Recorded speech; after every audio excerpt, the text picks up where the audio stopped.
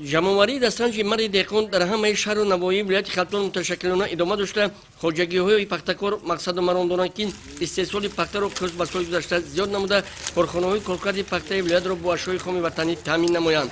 мавриди зикр аст ки соли равон дар соҳаи пахтакорӣ барои кишоварзони ноҳияи ваш хеле соли бобарор омад.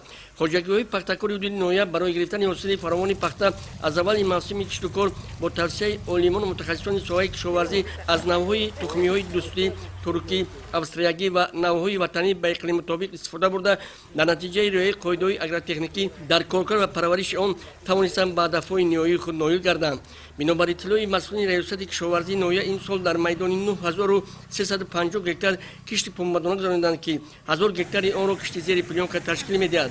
хоҷагиҳои пахтакори ноҳия аллакай аз чиниши якум аз 15 то 25 сентнери ҳосил ба даст оварданд ки ин аз заҳмати беандозаи деҳқонону саҳмдорон дар парвариш ва истеҳсоли он далолат медиҳад. ҷамъияти деҳоти файзи истиқлол дар ноҳияи ваш яке аз ҷамъиятҳои калонтарини пахтакор маҳсуб ёфта, ин сол дар майдони 1510 гектар кишти помадона гузаронида.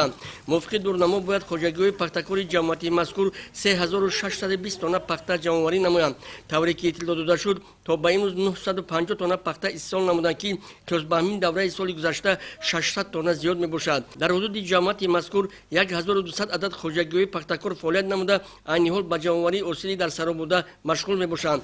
дар он хоҷагиҳое ки кишти зери плёнка гузаронида шудааст, ҳосил фаровон буда аллакай аз чиниши якум то 20 сентнери ҳосил ба даст овардаанд. дар ноҳия хоҷагиҳои пахтакори ҷамъияти деҳоти файзи истиқлол дар сафи пеш қарор дошта, ҳар рӯзе аз 50 то 60 тоннагӣ пахта ҷамъоварӣ карда истодаанд. хоҷагии деҳқонӣ амонат аслан ба соҳаи пахтакорӣ машғул буда, ин сол дар майдони зиёда аз 10 гектар кишти зери плёнка гузаронида ҳосили хуби онро ба даст оварда истодаанд. имсол зиёдаи 10 гектар кишти пембадонаи чинӣ бо тавсияи олимон гузарондем ки ҳосилнокиаш беҳад хуб аст. дар чинаки якум 20 сентнери пахта чиндем, бо чинаки дуюм ки ина ҳол то ҳол шумо дида истодаед идома дорад.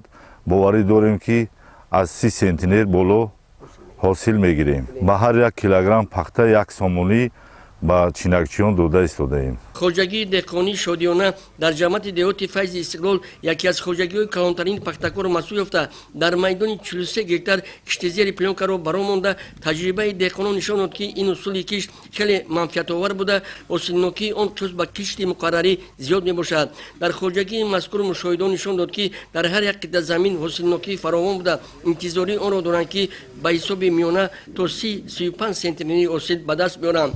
хоҷагидорони ноҳияи ваш азм бар он доранд ки аз иҷрои дурнамои пешбинишуда бо салабандӣ баромада ҳосилнокиро аз майдони ҳар як гектар ба ҳисоби миёна ба 25 сентнери расонанд. барои расидан ба ин ҳадаф дар ноҳия шароиту имкониятҳо баръало мушоҳида гардида, дар саҳро ҳосил фаровон мебошад. дар ҳамаи хоҷагиҳои пахтакори ҳудуди ҷамъият ҷамъоварии дастранҷи марди деҳқон бо маром идома дорад. бо мақсади афзун намудани истеҳсоли пахта ва гирифтани ҳосили дилхоҳ, соли равон дар ҳудуди ҷамъият дар майдони 220 гектар кишти зери плёнка гузаронида шудааст ки чуне ки шумо аз наморҳо мебинед, дар хоҷагиҳо ҳосил фаровон аст. аллакай аксари хоҷагиҳо аз чиниши якум то 20 сентнери ҳосил ба даст оварданд. ин аз он шаҳодат медиҳад ки ин навъи тухмӣ ба иқлими заминҳои ин мавзеъ хеле мутобиқ буда ва гармдӯст мебошад.